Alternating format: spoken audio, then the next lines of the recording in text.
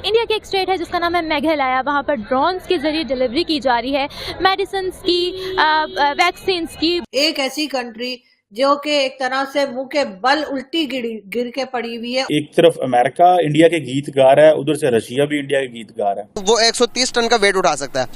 एक बंदे को, सोल्जर को बिठाकर उसके अंदर मेडिकल कोई भी किसी भी किस्म की फर्स्ट एड बॉक्स भी लेकर एक जगह से दूसरी जगह जा सकता है। डॉक्टर एस जयशंकर की तरफ से ये कहा गया, जब पाकिस्तान के जो क्रिकेट टीम है मैचेस के हवाले से बात की गई तो कहा गया, उनसे सवाल किया गया तो उन्होंने कहा कि क्या कंधे पर बंदूक रख के या ये कनपटी पे बंदूक रख के तो जो है वो ताल्लुकात नहीं बन सकते। शिवसेना जैसी तंजीमों ने तो यहाँ तक भी कह दिया है कि अगर भारत पाकिस्तान की जो फिल्म है द लेजेंड ऑफ मोला जट, अगर ये भारत में रिलीज की गई तो वो इसको रिलीज नहीं होने देंगे। अभी मैं देख रहा था यूके जो है उसने पाकिस्तान की जो नेशनल है मियां अब्दुल हक साहब, जिन्हें मियां मिठू कहा जाता है, उनको जो है वो सैंक्शंस लगा दिए उसके ऊपर। व्हाइट हाउस के साउथ एशिया के जो उन्होंने स्टेटमेंट छोड़ दिया कि भारत हमारा पार्टनर नहीं है, वो तो गुरु है भाई हमारा। उन्होंने कहा वो तो it is a super power, उन्होंने दे दिया और उस पर शादियाने बज रहे हैं भारत में, इसमें कोई शक नहीं है। इसलिए इंडिया की पॉलिसी ये है कि पाकिस्तानी नेशनल्स को पकड़ पकड़ के उनके ऊपर सैंक्शंस लगवाओ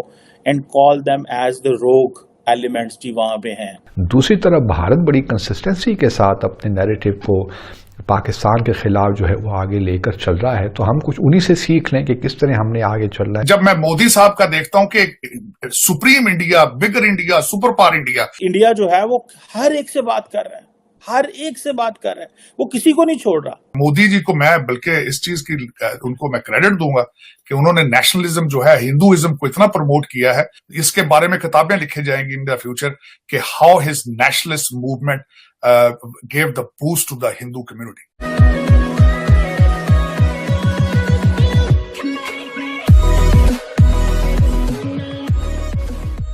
नमस्कार दोस्तों, अब इंडिया के अंदर अलग अलग चीज़ें हो रही है, अब नए नए एक्सपेरिमेंट हो रहे हैं। अब यहाँ पर बात हो रही कि भारत का एक स्टेट है मेघालय, उसमें मतलब एक ट्रायल किया गया कि भाई ड्रोन से अगर किसी को मेडिसिन पहुंचानी है या फिर ड्रोन से किसी सर्विस को प्रोवाइड करना है, मतलब ये दिन भी बहुत दूर नहीं है, ये समय भी आने वाला है कि भाई जो सारी चीज़ें जो डिलीवरी वाली है उसमें ड्रोन्स का यूज़ किया जाएगा। ठीक है, अब इंडिया में इस टाइप की न्यूज़ आती रहती है, इनोवेटिव न्यूज़ आती रहती है। और पाकिस्तान के अंदर न्यूज़ क्या आती है? पाकिस्तान के अंदर न्यूज़ ये आती है कि भाई यूके ने पाकिस्तान का एक बंदा है जिसका नाम है मियां मिठू, जो ज़्यादातर कन्वर्जन जो होते हैं उसका रिस्पॉन्सिबल होता है, उसको बैन कर दिया है यूके के अंदर। मतलब वो भाई साहब अब यूके नहीं आ सकते। अगर उसके कोई एसेट्स या फिर प्रॉपर्टीज या फिर बैंक अकाउंट यूके के अंदर है तो उसको सीज कर दिए जाएंगे और उस पर सैंक्शंस लगाए गए हैं। मतलब इस टाइप का बंदा इंडिया में तो सर्वाइव ही नहीं कर सकता, लेकिन पाकिस्तान के अंदर फल फूल रहा है। पाकिस्तान के अंदर कोई भी प्रधानमंत्री कैंडिडेट हो, वो उस मियां मिठू का चरण चुम्बन करने डेफिनेटली वहां पर जाएगा और जाएगा। यही हो रहा है। इसी के साथ ही वीडियो शुरू करते हैं। और हाँ दोस्तों, हमें सुपर चैट या फिर थैंक्स के जरिए सपोर्ट करना ना भूलें। रशिया के जो फॉरेन मिनिस्टर हैं उन्होंने एक बड़ी इम्पोर्टेंट स्टेटमेंट दी एक फोरम में मॉस्को के अंदर, जिसमें उन्होंने बड़ी लंबी चौड़ी बातें की, लेकिन कुछ इम्पोर्टेंट बातें उन्होंने ये की खासतौर पे इंडिया के हवाले से। एंड दैट्स हाउ कि एक तरफ अमेरिका इंडिया के गीत गा रहा है, उधर से रशिया भी इंडिया के गीत गा रहा है। And look how India has managed to reach to this point. अच्छा, अब अगर ये देखें, एक तरफ अगर डॉक्टर जयशंकर का रिसेंट में कल एक सुन रहा था कि डॉक्टर जयशंकर की जो फॉरेन पॉलिसी है वो किस तरह एक जैसे कह लें कि ऑफेंसिव भी है, एग्रेसिव भी है, और वो whatever he wants to get it done. अभी मैं देख रहा था यूके जो है उसने पाकिस्तान की जो नेशनल है मियां अब्दुल हक साहब, जिन्हें मियां मिठू कहा जाता है, उनको जो है वो सैंक्शंस लगा दिए उसके ऊपर। वैसे तो सही सैंक्शंस लगाई हैं, क्योंकि जो उनकी हरकतें थी कि वो माइनॉरिटीज़ को, हिंदूज़ को या ईसाइयों को मुसलमान करना ज़बरदस्ती forcefully, that is not allowed in religion. तो वट एवर ही डिड, लेकिन that is obviously India's policy ये है कि पाकिस्तानी नेशनल्स को पकड़ पकड़ के उनके ऊपर सैंक्शंस लगवाओ and call them as the rogue elements जो वहाँ पे हैं, so that gives them a message. ये बड़ी इंपॉर्टेंट चीज़ है जो इंडिया जो है ये स्लोली कर रहा है और करवा रहा है, and they are getting the results.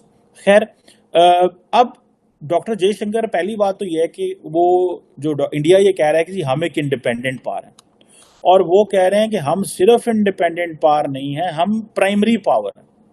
अब पाकिस्तान का प्रॉब्लम ये था कि पाकिस्तान शुरू से इंडिया को मानते ही नहीं है कि ये प्राइमरी पावर है, ना ही वो कहते हैं कि जी हम इंडिया को लैंड खित्ते में डिक्टेट करने देंगे कि वो जो करना चाहता है। वो कह रहे जी हम नहीं करना चाह रहे देंगे, क्योंकि हमने ये सारा कुछ अचीव करने की कोशिश की only through security lens, only through the security prism. और हमें समझा लगा न्यूक्लियर वेपन्स आ गए, उसके बाद मिसाइल टेक्नोलॉजी ले ली और vessel to vessel competition India के साथ करना है, और बस यही चीज है। हम 15 साल 18 साल ये पीछे अपने बनाए हुए जो तालिबान थे, अपने बनाए हुए बच्चे जो थे, उनसे लड़ने में मसरूफ हो गए। इंडिया ने तरक्की करनी शुरू कर दी। भारत के वज़ीर ख़ारजा डॉक्टर जयशंकर ने 2 रोज़ पहले न्यू दिल्ली में तकरीब से खिताब किया और उसमें कहा कि जहाँ तक पाकिस्तान और भारत के दरमियान क्रिकेटिंग टाइज़ हैं, क्रिकेट खेलने का मामला है, वो रियासत के मफादात से ज़्यादा अहम तो नहीं है। बहुत से भारत के लोग ये कहते हैं कि जी पाकिस्तान और भारत के दरमियान क्रिकेट का जो क्रिकेटिंग टाइज़ हैं वो बहाल होने चाहिए, दोनों मुल्कों का खेलना चाहिए। लेकिन वज़ीर ख़ारजा का ये कहना था कि रियासत के मफादात से बढ़कर नहीं है, क्योंकि पाकिस्तान मुसलसल बकौल उनके दहशतगर्दी को सपोर्ट कर रहा है और क्रॉस बॉर्डर टेररिज्म कर रहा है, और जब तक ये ख़त्म नहीं होता उस वक्त तक पाकिस्तान से इस किस्म के ताल्लुकात नहीं रखे जाएंगे। ये बात उन्होंने एशिया कप जो पाकिस्तान में अगले साल हो रहा है उस तनाजुर में कहा, और कहा कि भारत की टीम पाकिस्तान खेलने नहीं जाएगी। दूसरी तरफ पाकिस्तान ने भी, जो हमारे पाकिस्तान क्रिकेट बोर्ड के चेयरमैन हैं रमीज़ राजा साहब, उन्होंने कहा कि अगर भारत एशिया कप पाकिस्तान में नहीं खेलेगा तो फिर पाकिस्तान भी भारत जो अगले साल वहाँ पे वर्ल्ड कप हो रहा है वनडे का, वो भी खेलने नहीं जाएंगे। तो ये अब मामला यहाँ तक है। जहाँ तक देखिए भारत के वज़ीर ख़ारजा का ताल्लुक़ है, उन्होंने अपने पर्सपेक्टिव से तो सही बात कही है, क्योंकि वो इसी नैरेटिव को लेकर आगे चल रहे हैं, इसी नैरेटिव को बिल्ड कर रहे हैं। और हमने कहीं भी नहीं देखा जब से ख़ास तौर पर 5 अगस्त 2019 के बाद कि कहीं भी उन्होंने कोई ऐसा बयान दिया हो भारत की जानिब के से या उनकी लीडरशिप से या उनकी हुकूमत से कि कहीं भी उन्होंने इस नैरेटिव से रत्ती बराबर भी हटे हों, और वो अपना नैरेटिव प्रमोट किए जा रहे हैं और उनका अपनी यही जो है बात किए जा रहे हैं कि पाकिस्तान दहशतगर्दी को सपोर्ट करता है, दहशतगर्दी को सपोर्ट करता है, इस वजह से पाकिस्तान से ना कोई बातचीत हो सकती है, ना हम कोई और ताल्लुकात रखने चाहते हैं। बल्कि यहाँ तक भी है कि शिवसेना जैसी तंजीमों ने तो यहाँ तक भी कह दिया है कि अगर भारत पाकिस्तान की जो फिल्म है द लेजेंड ऑफ मोला जट, अगर ये भारत में रिलीज़ की गई तो वो इसको रिलीज़ नहीं होने देंगे। इसको जो है यहाँ पे उसकी स्क्रीनिंग पे बहुत सख्त उसका रद्द-ए-अमल आएगा। तो यहाँ तक मामलात हैं दोस्तों। जो मुझे भारत की सबसे बड़ी चीज जो पसंद है कि they are good in marketing, they are good in their presentation and it is working. The West is buying it.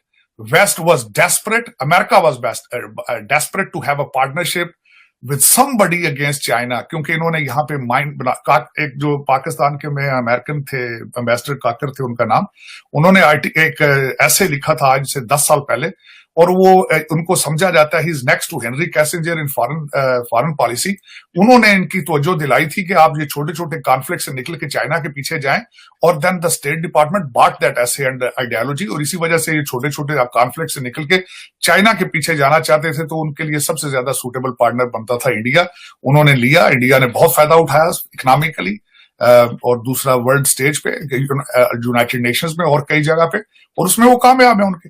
और दूसरा उनका जो डायस्पोरा आता है पढ़ा लिखा होता है, और दूसरा ये कि मोदी जी को मैं बल्कि इस चीज की उनको मैं क्रेडिट दूंगा कि उन्होंने नेशनलिज्म जो है, हिंदुइज्म को इतना प्रमोट किया है कि हिंदू चाहे वॉशिंगटन डीसी में बैठा हो, चाहे न्यूयॉर्क में बैठा हो, चाहे पीएचडी डॉक्टर हो, चाहे वो गूगल का सीईओ, चाहे वो माइक्रोसॉफ्ट का सीईओ, उसके अंदर नेशनलिज्म होगा, वो हिंदुत्व की बात करेगा वो। तो ये उनकी प्लस चीज है।